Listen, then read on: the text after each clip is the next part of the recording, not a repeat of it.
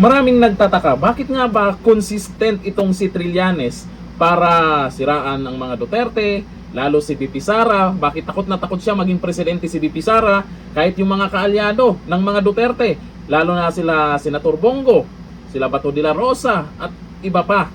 Bakit nga ba malakas ang loob ni Trillanes at tuloy-tuloy pa rin siya? Aw. Di ba? Eto, meron tayong panoorin na video na kung saan binuking na po siya dati ni Erwin Tulfo. Ito yung malaking katanungan kung saan galing ang kayamanan ni Trillanes. O ito, panoorin natin ang video.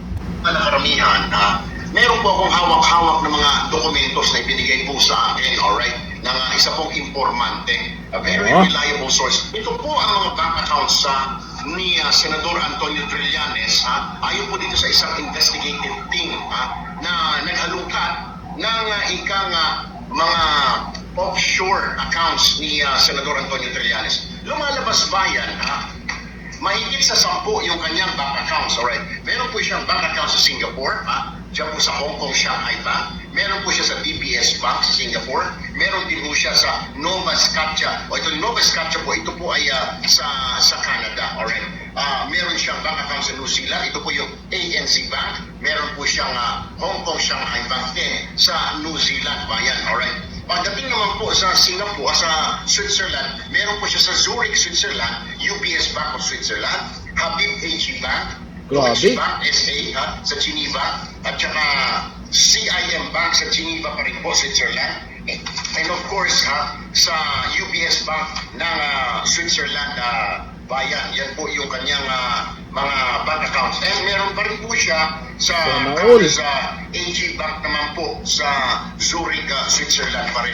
And of course, meron po siya dito sa Canada na sa Nova Scotia Bank sa Toronto, Canada. Yan po yung bank accounts po ni Senador Antonio Trillanes na nakapagtataka ba yan, hindi niya po yata idiniklara sa kanyang Statement of Assets, Liabilities and Net Worth noon pong 2015 at saka 2016. Kasi sa kanyang Sal and Bayan, lumalabas, idiniklara lang po ni Senador Trillanes sa kanyang Statement of Assets, Liabilities and Net Worth, siya po ay meron lamang yaman na 6.5 million pesos. Lumalabas pa yan sa kanyang deposit sa Canada, sa bansang Canada po umaabot po ng 106,726 Canadian dollars. Kung susumahin po, yung equivalent kasi ng Canadian to pesos, bayan is 41 pesos to 91 centavos. Yung 106,000 Canadian dollars and 726 ay aabot po sa katumbas na 4,472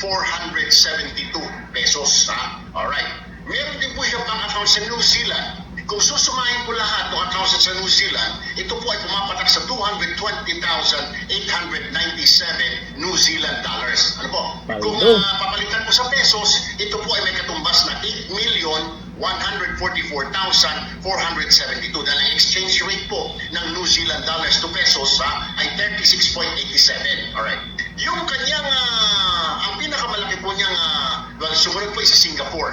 Yung sa Singapore naman, yung kanyang deposit po doon ay umaabot sa 472,000 Singaporean dollars, 150. Katumbas po niyan dahil ang exchange rate po ay 37 pesos, 0.87. Lumalabas po, yan po ay 17,880,000 yung kanyang deposito sa Singapore Bank. Ito po yung pinakamalaki bayan. Yung kanyang euro, ano po, umaabot po yung kanyang deposit sa Switzerland, sa Zurich at saka Geneva. Umaabot po ng 410,000 euros, 248. Lumalabas po, pag ikwentay mo, pag i-convert mo sa pesos, papalo po ito sa 25,057,947 pesos.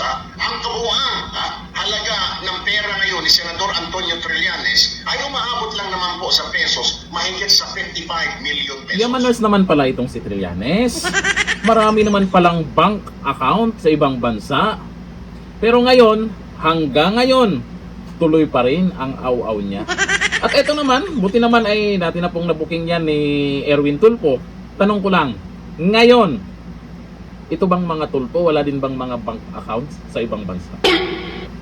Kasi sa totoo lang po, itong video na to, binalikan po natin dahil bilib po ako sa mga Tulfo noon. Yung unang naging senador, si Rafi Tulfo, bilib ako dyan. Matapang talaga yan. Ito naman, bago naging senador, andun pa rin yung tapang niya, pero mukhang hindi na masyado.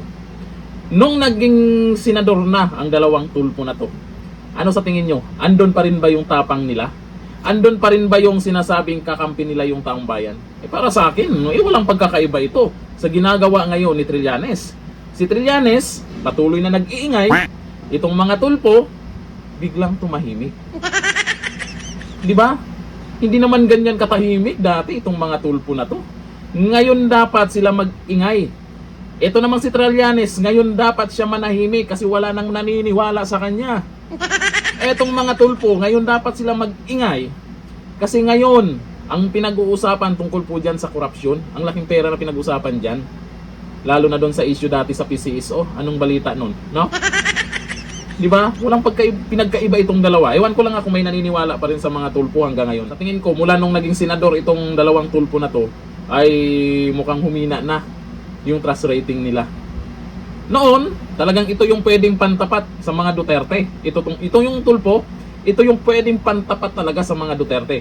May mga survey na ito yung pinantatapat, mga tulpo Duterte. Pero ngayon, wala na. Bakit kaya anyari sa kanila? Di ba? Pare-pareho lang kayo. Dito lang, thank you. Bye-bye.